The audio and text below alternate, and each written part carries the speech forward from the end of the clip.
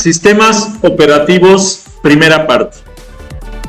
Vamos a dedicar este video a analizar las estructuras de los sistemas operativos tanto antiguos como recientes para comprender cómo ha venido evolucionando esta teoría de los sistemas operativos. Comencemos. Si no te has suscrito, suscríbete a mi canal. Regálame like, regálame comentarios, solicita nuevos temas para los videos. Bienvenido. Si te es posible, dona. Cualquier donativo es bueno. Recuerda, no hay donativos pequeños. Apoya mi canal. Sistemas operativos, primera parte. La estructura general de los sistemas operativos, como lo vemos aquí en pantalla, comenzó siendo algo súper sencillo para que podamos entender. Un equipo de cómputo tiene software y tiene hardware. Y los sistemas operativos se desarrollaron para la administración del software y del hardware. Así fue como nacieron los sistemas operativos. O sea, necesitaban un software que se encargara de administrar el software y el hardware. Y entonces crearon un programa de administración que fue evolucionando poco a poco hasta llamarlo sistema operativo. ¿Qué es un sistema operativo? Es un sistema de control que facilita el uso de la computadora de una manera eficiente. El control que hace el sistema operativo sobre el software y el hardware gestiona precisamente los recursos del hardware, los administra y los va proporcionando a los diferentes programas que los van requiriendo. Facilita el uso de la computadora, ya que ofrece una interfaz de comunicación entre el usuario y el hardware y el software también que está en la computadora, o sea, entre el usuario y la computadora. Realiza una gestión eficiente de los recursos, ¿sí? Y ojo, en la actualidad ofrece la posibilidad de la multiprogramación, que es el hecho de que una sola computadora puede ejecutar varios programas al mismo tiempo. ¿Ok? Distribuyendo, obviamente, los recursos con los que cuenta. ¿Cuáles son los componentes de un sistema operativo? Bueno, un sistema operativo parte del sistema que maneja todo el hardware y todo el software. Permite el control de archivos, de dispositivos, la sección de memoria principal y el control del tiempo en nanosegundos. Esto es 1 por 10 a la menos 9 segundos. Esos son los nanosegundos para cada proceso. La forma en que nosotros medimos la velocidad de trabajo de un equipo de cómputo es la frecuencia, o sea, el número de operaciones por segundo. Y esto es, cada operación dentro del equipo de cómputo nos lleva aproximadamente en la actualidad a unos 2 o 3 nanosegundos por las microoperaciones u operaciones unitarias que se les llama. El sistema operativo entonces está constituido por el manejador de memoria, el manejador de procesos, el manejador de dispositivos y el manejador de archivos. Estas 4 estructuras fueron la forma en la que se crearon los primeros sistemas operativos, ¿sí?, que existieron. O sea, estos sistemas que fueron creados por ahí de 1950 aproximadamente. ¿Ok? ¿Cuántos años tiene de existir los sistemas operativos en el mundo? Aproximadamente 70 años. ¿Sí? No tienen más. Son softwares recientes que fueron creados para el manejo de las computadoras. ¿Cuáles son las características entonces de un sistema operativo? Hace accesible la comunicación entre la computadora y el usuario. Esto es, ofrece interfaces de comunicación que pueden ser por línea de comandos o gráficas, ¿sí? Actualmente las interfaces gráficas se conocen como GUI, que significa Graphics User Interface, ¿sí? Y esas son las interfaces que permiten la comunicación entre el usuario y la computadora de una manera gráfica. Gestiona y asigna el procesador. Gestiona y asigna los recursos de hardware. Gestiona y mantiene los archivos en la memoria masiva. Apoya otros programas. Protege los datos almacenados en el sistema. Contabiliza el uso de los recursos del sistema.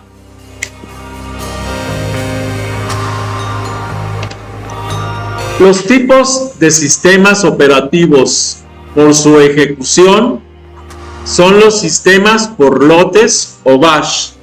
Ojo, vamos a identificar al menos estos 4. Sistemas por lotes o bash. Van ejecutando los procesos por grupos de instrucciones que se llaman lotes o bash. Por eso se les conoce como sistemas operativos por lotes o bash. Otros sistemas son los sistemas interactivos.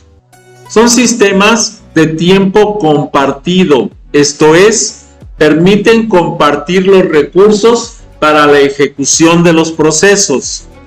Da un tiempo de retorno más rápido que los sistemas por lotes y proporciona una retroalimentación inmediata al usuario. Otros son los sistemas de tiempo real.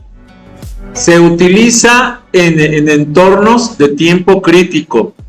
Es el más rápido en aplicaciones, por ejemplo, médicas. Imagínense un sistema que no sea en tiempo real y que se aplique a un hospital, hasta que no se acabe una ruta va a responder. Pero imagínense que el sistema sea el que suministra un anestésico o suministra el oxígeno, pues no lo voy a poder detener hasta que termine un lote.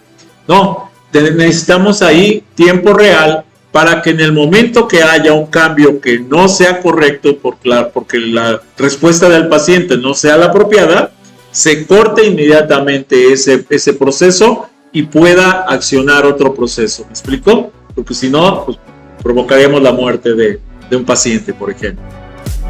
Otros son los sistemas híbridos, que son la combinación de los sistemas en lotes e interactivos. Aprovecha el tiempo libre entre demandas de procesamiento para ejecutar programas que no necesitan ayuda significativa del operador. Acuérdense que existen los sistemas interactivos en donde el operador sí tiene que intervenir con el sistema, darle datos, poner una firma electrónica, etcétera. Porque mientras no ocurra eso, el sistema se detiene, no pasa de ahí. Los tipos de sistemas operativos según la administración de tareas son 2. Los que se consideran monotarea, que solo pueden ejecutar un programa a la vez y hasta que ese programa termine no pueden ejecutar otro. Y los multitarea, que sí pueden ejecutar varios programas al mismo tiempo. ¿Ok? También tenemos una clasificación de sistemas operativos por la administración de los usuarios. Y entonces vamos a tener sistemas operativos monousuarios y multiusuarios. ¿Y esto qué significa?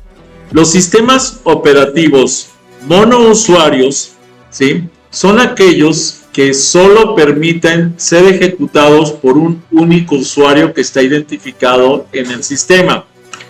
Pero los multiusuarios son como, por ejemplo, los que tenemos en Windows o en Linux, que tú te identificas al entrar con una cuenta específica y vas a tener un escritorio acomodado a tu forma de trabajo.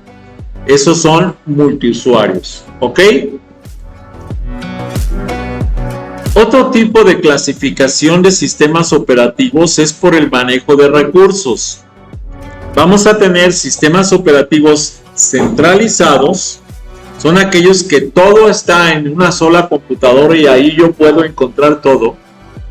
Otros que van a ser los que se conocen como sistemas operativos en red, que tienen la capacidad de interactuar con sistemas operativos de otros ordenadores para compartir recursos, pero hay otros que se conocen como sistemas operativos distribuidos, que son los más abundantes en la actualidad, y que permite utilizar los recursos de más de un ordenador al mismo tiempo.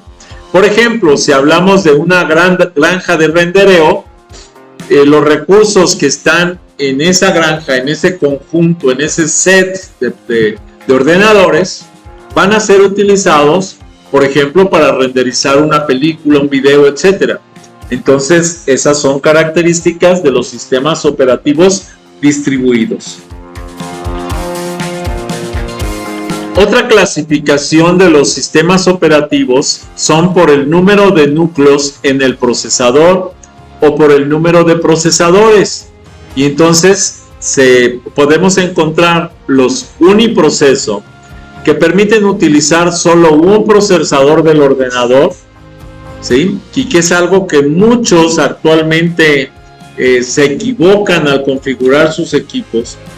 ¿Por qué? Porque, por ejemplo, tienen una computadora que trabaja a 64 bits y resulta que la configuran para trabajar a 32 bits porque les dijeron que así trabajaba más rápido. Ese es un error grave. ¿Por qué? Cuando tú la tienes a 64 bits, el procesador, si fuera de 4 núcleos, por ejemplo, trabaja los 4 núcleos. O sea, los activa, los distribuye, es un multiproceso. Pero si tú lo configuras a 32 bits, ¿qué pasa? Que aunque tiene 4 procesadores o 4 núcleos el procesador, la computadora solo va a activar uno. Los otros 3 no los toca, están descansando, ¿sí? Y pareciera que la computadora trabaja más rápido cuando le pones tareas sencillas. Pero ¿qué pasa? Que conforme se va complicando la tarea, se va haciendo más lenta porque no tiene más procesadores o más núcleos. Cuando tú tienes configurada a 64 bits, activa los 4 núcleos y conforme se hace compleja la tarea, entonces va generando mayor velocidad porque va activando los grupos del procesador. Entonces hay que tener cuidado con eso, porque en muchos, he visto muchísimos casos en donde dicen, es que me dijeron que era más rápida si le ponía un sistema operativo de 32 bits. No, eso es falso. Es una mentira de esas que andan navegando en internet. Tengan cuidado con eso. Si una computadora tiene la posibilidad de trabajar a 64 bits, pónganle a 64 bits y activen todos los núcleos que tengan. Porque de otro modo lo que van a hacer es hacerla lenta, ¿sí? Desperdiciar los recursos que tiene su equipo. El tipo de sistema operativo también se puede clasificar por la organización interna del núcleo de trabajo o kernel. Y entonces podemos encontrar sistemas operativos que se conocen como kernel monolítico.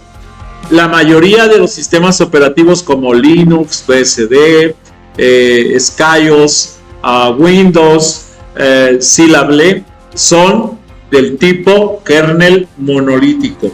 Esto es, los administradores básicos del sistema se encuentran en un solo programa central que es una programación monolítica, un programa central. El resto son periféricos a ese. Otros son los tipos microkernel o cliente servidor. Son sistemas como, por ejemplo, el BEOS, el MASH, el Mac, el MacOS X, por ejemplo, el NIOS. Son sistemas que trabajan estructura tipo red cliente-servidor, no son kernel monolítico. Otros son los nanokernels. Nanokernel significa kernel super reducido, o sea, kernel pequeñito. O sea, el programa principal es un programa muy pequeñito. Se utiliza normalmente para aquellos equipos que tienen recursos muy pobres. Entonces se mete un sistema con nanokernel, como puede ser un ADOS, un EROS, un Keikos, un BRICOS, ¿sí? BRICOS. Y estos son sistemas que pueden ser emulados incluso también por Windows. hay veces que tenemos Windows que trabajan con muy poca capacidad, pero porque están quitando muchísimos administradores del sistema y dejan nada más los principales. Por eso trabajan de esa manera.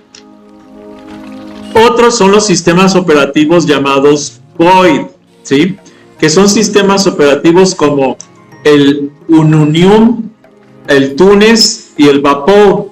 La verdad es que son sistemas muy raros, solo existen en algunos equipos electrónicos que pueden ser, por ejemplo, hornos de microondas, controladores de algún proceso de fabricación, etc. O sea, tienen tareas específicas muy concretas, entonces no sirven realmente como un sistema general, son específicos y particulares. Si no te has suscrito, suscríbete a mi canal, regálame like, regálame comentarios, solicita nuevos temas para los videos, bienvenido. Si te es posible, dona, cualquier donativo es bueno, recuerda, no hay donativos pequeños, apoya mi canal. Otros son los Asos, Opal, Mungi, Brix, que son similares a los anteriores, ¿sí? También son para tareas específicas. Otros son, por ejemplo, la máquina virtual o VM, que puede ser, por ejemplo, el Merlin o el Argante, que son sistemas que pueden simular y trabajar como si fueran diferentes sistemas operativos, pero en realidad son sistemas muy particulares. Yo en lo personal no me gusta trabajarlos. El exokernel, por ejemplo, son el MIT exokernel, que son kernels que no pertenecen al núcleo del sistema, sino que están distribuidos fuera del sistema. El caché kernel, que son sistemas con núcleos con intercambio, normalmente son sistemas de investigación y lo tenemos en la Universidad de Stanford. Otro es el kernel jerárquico o multicapa, que es uno que podemos encontrar que fue muy famoso por ahí de los 2000 y que se llamaba, por ejemplo, como Multics, que era un sistema multimedia, era un sistema especializado en multimedia, ¿ok? Entonces tenemos esta es otra clasificación.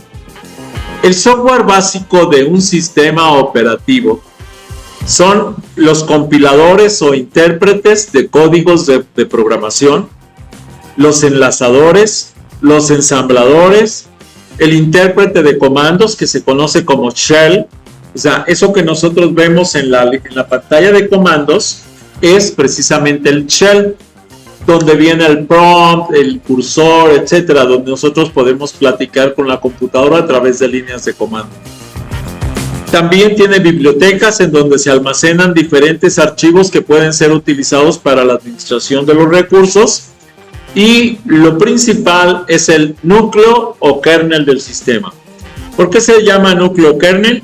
Porque en los sistemas operativos tipo Unix y tipo Linux se conoce como kernel. En los sistemas operativos tipo Microsoft, el mismo kernel se conoce como núcleo. Nada más que tiene ese otro nombre. Esa es la diferencia entre uno y otro. Software básico de un sistema operativo, entonces son compiladores o intérpretes de códigos de programación. En particular, el lenguaje con el que fue escrito el sistema operativo o de varios lenguajes pueden ser ejecutados directamente por el sistema operativo. Para que entendamos, tenemos sistemas operativos clásicos desarrollados, por ejemplo, los sistemas operativos para celulares que normalmente utilizan el sistema operativo Android, ¿ok? Sin embargo, no solo existen esos para celulares, existen otros más. Por ejemplo, está el WinPhone y están los sistemas de Mac, ¿sí? También para celulares, que es, por ejemplo, el iPhone, ¿no? El sistema operativo de el iOS, que es para el iPhone.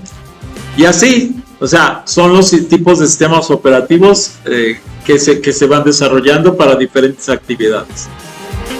Otro software básico es también el enlazador, que es un programa que toma los objetos hechos en los primeros casos del proceso de compilación. La información de todos los recursos necesarios, como en la biblioteca, quita aquellos recursos que no se necesitan para la ejecución de los procesos, obviamente, y enlaza el código objeto con su biblioteca, con lo que finalmente produce un fichero ejecutable. Entonces, el enlazador lo que hace es que enlaza la solicitud del usuario con los recursos de la computadora para generar un archivo ejecutable que va a trabajar con esos recursos. Otro software básico del sistema operativo es el ensamblador. ¿Qué es el ensamblador? Es un tipo de programa informático que se encarga de traducir un fichero fuente escrito en un lenguaje ensamblador a un fichero objeto que contiene código máquina ejecutable directamente por el microprocesador.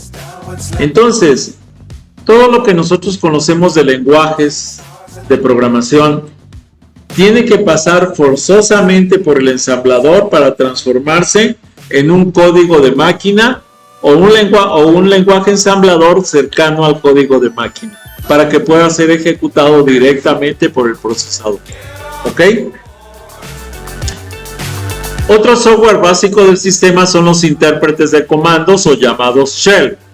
Son programas informáticos que proveen una interfaz de usuario para acceder a los servicios del sistema operativo. Por ejemplo, si nosotros queremos ver un directorio, escribimos la palabra dir en el prompt, en el shell de la CMD, le va a decir al sistema que me muestre el directorio de la dirección activa en ese momento. ¿Sí? O si escribimos format, va a buscar ejecutar un formato para uno de los discos, etc. Son instrucciones, son programas informáticos que funcionan sobre la línea de comandos. En la actualidad, la mayoría de la gente no utiliza la línea de comandos, aunque sí deberían usarla, porque hay cosas que no se pueden hacer en el ambiente gráfico, y que lo más conveniente es hacerlo en el shell. Pero la mayoría de la gente no conoce los comandos del shell, y entonces normalmente trabaja solo con lo que les ofrece lo que es el ambiente gráfico. Otro software básico del sistema operativo son las bibliotecas. Las bibliotecas, que pueden ser del lenguaje en el que fue hecho, de una plataforma, un conjunto de archivos que se utilizan para desarrollar software, y suele estar compuesta de código y datos, y su fin es ser utilizado por otros programas de forma totalmente autónoma. Simple y llanamente es un archivo importable. O sea, las bibliotecas siempre van a ser archivos importables. ¿Qué significa? Que en cualquier cosa que yo vaya a trabajar, puedo importar bibliotecas para que se me facilite y no tenga que escribir tanto en el código. Por ejemplo, contenedores virtuales para el contenido de los usuarios. Una biblioteca puede contener archivos y carpetas almacenados en el equipo local o en una ubicación de almacenamiento remoto. ¿Por qué? Porque el sistema operativo se va a encargar de enlazar con esa biblioteca. Otra parte, y la parte más importante, es el núcleo kernel. ¿Qué es el núcleo kernel? Es el corazón del sistema operativo, y se encarga principalmente de mediar entre los procesos del usuario y el hardware disponible, incluso el software disponible en las máquinas. Es decir, concede el acceso al hardware, al software que lo solicite, de una manera segura, y el procesamiento normalmente trabaja en paralelo con varias tareas. Eso es lo que trabaja el kernel. ¿Ok? ¿Cuáles son las familias de los sistemas operativos que existen? Bueno, la primera familia es la que conocemos como Atheos, Scilable, Cosmos, Skyos, que es la familia OS/2. Esos son sistemas que pertenecen a esa familia de sistemas operativos. ¿Por qué? Por su forma de estructura, por su forma de programación, por la forma en que analiza cada uno de los aspectos de administración de recursos. Otro es la familia Amiga, que es los sistemas operativos se crearon para videojuegos. Por ejemplo, el Amiga OS, el RAP OS, el Amiga OS con subsistema y con el PowerPC, y el Morphos, que son sistemas operativos específicos llamados Amiga y normalmente desarrollados para videojuegos. Otros son, por ejemplo, la familia Macintosh, que son sistemas operativos creados esencialmente para diseño gráfico. Mucha gente piensa que si compra una Macintosh tiene ya la vida resuelta. No, les va a servir para si se van a dedicar a diseño gráfico. Pero se van a dedicar a programación de PC normal, o se van a dedicar a a manejo de bases de datos. Pues la verdad es que son poco eficientes esos sistemas, ¿sí? Son sistemas que sirven mucho para diseño gráfico, pero hasta ahí, o sea, no tienen otra aplicación directa. Otra familia es la familia QNX, que es la RTOS, Neutrino, RTP, que normalmente son familias de control de procesos, son sistemas operativos para control de procesos. La familia DOS, que son los sistemas operativos de discos, que son los que más conocemos, nace con el Q2, se desarrolla el MC2, el DR2, el PC2, el Free2, el Nobel, etc. Pero nacen desde la raíz. La raíz de este tipo de sistemas se llama Q2. De hecho, viene en una de las preguntas del cuestionario. Otra es la familia Windows. ¿Qué es la familia Windows? Bueno, pues son todos los sistemas que utilizan un ambiente gráfico como fachada principal.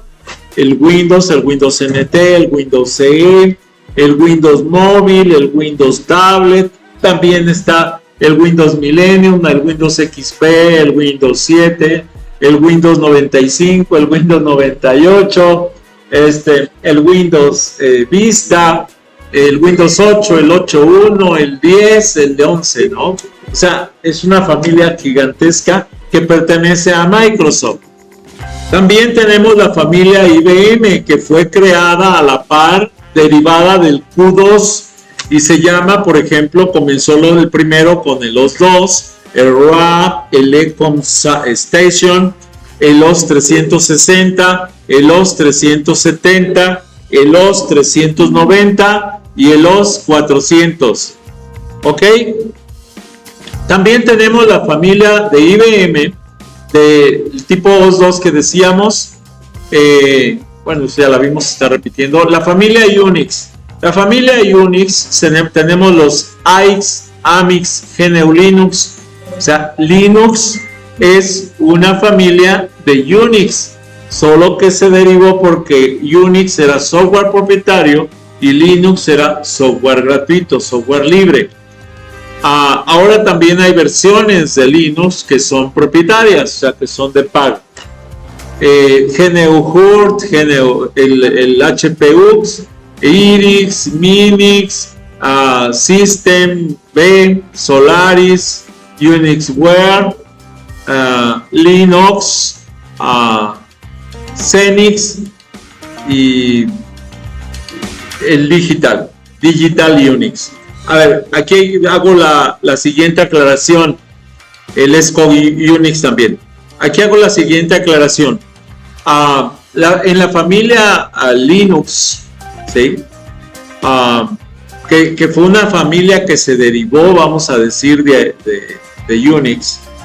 En realidad se trabaja como una familia independiente porque existen miles de distribuciones de Linux. Entonces se derivó totalmente de Unix, ¿ok? La familia BSD.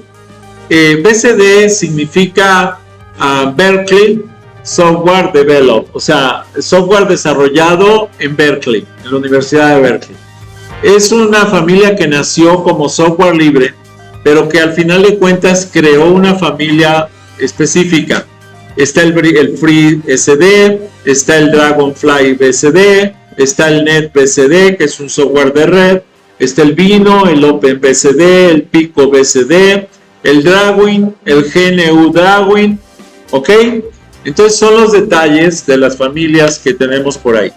Otra es la familia MASH, que son el GNU, también licencia libre, HURD, BSD Lite, MacOS X, Next Step, Yamit, MK Linux, y viene la siguiente familia, que es los sistemas operativos académicos o experimentales, betas, que se le conoce como betas, que son los Chorus, Haluna, Amoeba, Meet, Exokernel,